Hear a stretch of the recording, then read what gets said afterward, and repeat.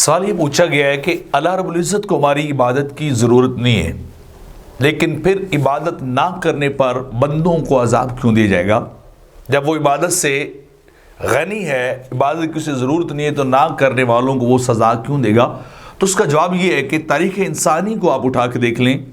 ہر ملک، ہر قوم، ہر state umpire کے کچھ نہ کچھ قوانین ہوتے ہیں کہ جن کے اوپر عمل کیا جائے تو انہیں امن سکون حاصل رہتا ہے، اور اگر ان کو وائلیٹ کیا جائے، ان رولز اور ریگولیٹریز جو ہیں ان کو اگر خلاف ورزی کی جائے یا ان کو توڑا جائے تو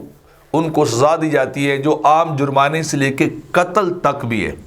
یعنی قوانین کو توڑنے پر۔ اور یہ عقلاً ہر بندہ تسلیم بھی کرتا ہے کہ اس نے فلاں ملک کا، فلاں گورنمنٹ کا، فلاں رجیم یا جو بھی نام آپ کہہ لیں، اس کے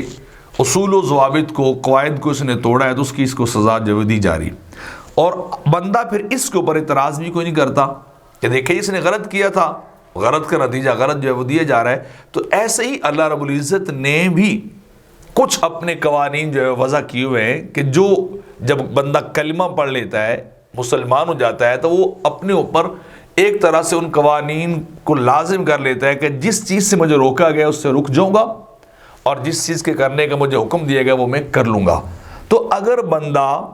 ان قوانین کی خلاف ورزی کرتا ہے تو اللہ بھی پھر اسے سزا دیتا ہے۔ سزا دینے سے بھی اللہ کو کوئی فائدہ نہیں، اور نہ دینے سے اللہ کو کوئی نقصان نہیں ہے کہ اللہ کا کوئی نقصان اور گھاٹا ہو رہا ہے کہ عبادت نہیں کی گئی، بلکہ کیا ہے، یہ نظم و نسق کو چلانے کے لیے، لوگوں کے درمیان ان کی قابلیت پر فرق کرنے کے لیے، ان کو انعام و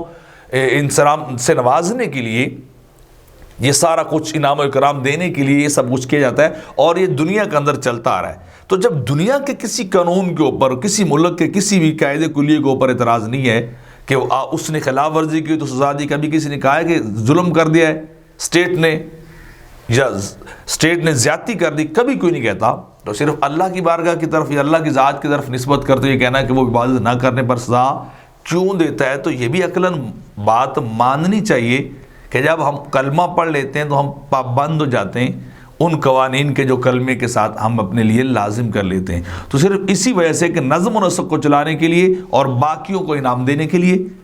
باقیوں کو نوازنے کے لیے، اور مجرموں کو سزا دینے کے لیے، اور جو ہے وہ امن کو اور حالات کو مینٹین رکھنے کے لیے کام کیا جاتا ہے، اور یہ پوری دنیا میں ہر ملک میں الگ الگ چل بھی رہا ہے۔